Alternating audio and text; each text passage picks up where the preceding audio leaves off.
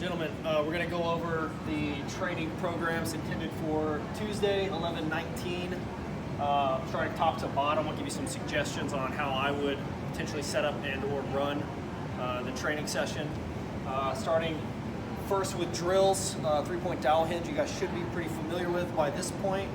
Just to note potentially the intent that you're giving the recruits is that ultimately this is a prerequisite to be able to move heavy things in a random environment. This is absolutely the thing that's going to be an investment that we make to be able to move things and to be able to perform at a high level with load later on. Okay, so just make sure that the recruits understand that this needs to be mastered in order to move forward. 2, the power portion, your tall kneeling rotational med ball throw. Your intent here is power. This can't be emphasized enough that the intent is to throw the ball as hard and quickly as possible. The intent here, or the outcome that we're looking for, is understanding rotation. 1, if I can't do this quickly with a light object, I'm not going to be able to do it slow with a heavy object. This is a good learning experience.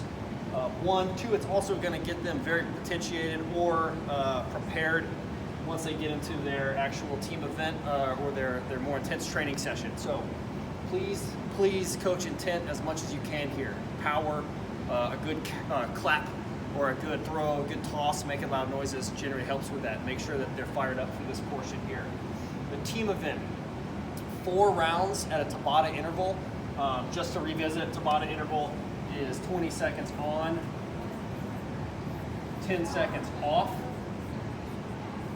We use that off liberally. Off should actually be spent transitioning as quickly as possible to the next exercise. 10 seconds is almost no time.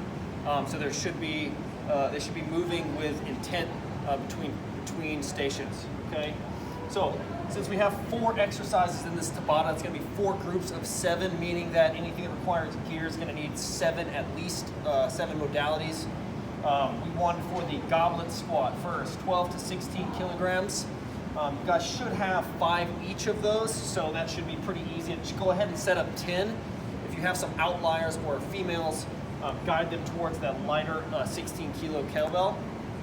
Guidelines for performance inside of that 20 seconds is that we're looking for 15 to 20 reps inside of that 20 seconds. That's going to be an optimal intensity. At the higher end 20, at the lower end 15. If we drop below this, a rep or 2 towards the end, that's okay. That means that the training session's working. Good to go. But ideally 15 to 20 reps. The pillar bridge, 20 seconds is going to get very difficult as we get later on in these rounds and start combining this with some other things. I would suggest that if you're coaching to be somewhere between the goblet squat to make sure technique looks good, and somewhere around the pillar bridge just to let your recruits know that you have eyes on them. People will maintain a pillar bridge position a lot longer if they're being yelled at or told as directly as possible not to put a knee on the ground. Moving on, burpees. The major cue for your burpee is for them to land on their heels when they're jumping up from the floor. That's going to keep them safe and keep them feeling good.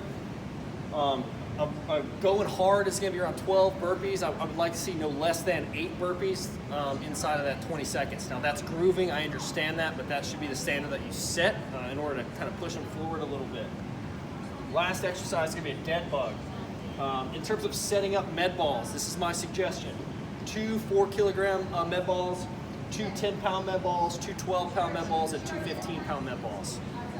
Again, like was mentioned yesterday at our meeting, we've been telling them to kind of go to different weights each time. If they can't get to the same med ball, don't freak out. I think that's a good strategy. I would stay with that. Primary cue here, keeping their back flat on the ground. So marrying that lower back to the floor at all times. Okay, that's going to be super important. I'm not looking for a rep range here. All I'm looking for is consistent movement throughout. If you see somebody stop moving and lay flat on their back, jump in there and address that as quickly as you can and get them back into that position. Again, this is only going to work if the intensity is where it should be or high enough to cause change. Note on this. Please open up with the intent of, guys, this is 4 rounds. If you want to or feel like you could do 5 rounds at the end of that 4 rounds, that's a failure on your part to train at the necessary intensity, period, right? If you open up with that, a lot of times that drives athletes to take some ownership over how tired they are at the end of that session. okay? A lot of guys will say, man, yeah, I could have done 7. If you could have done 7 rounds, you didn't train hard enough inside of that 4 rounds, so just make sure that that's known right off the bat.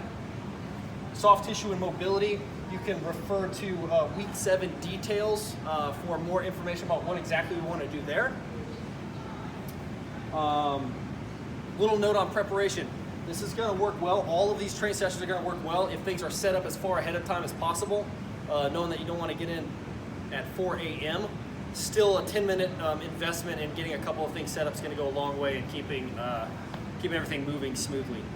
Please call, email, or text me if you have any questions.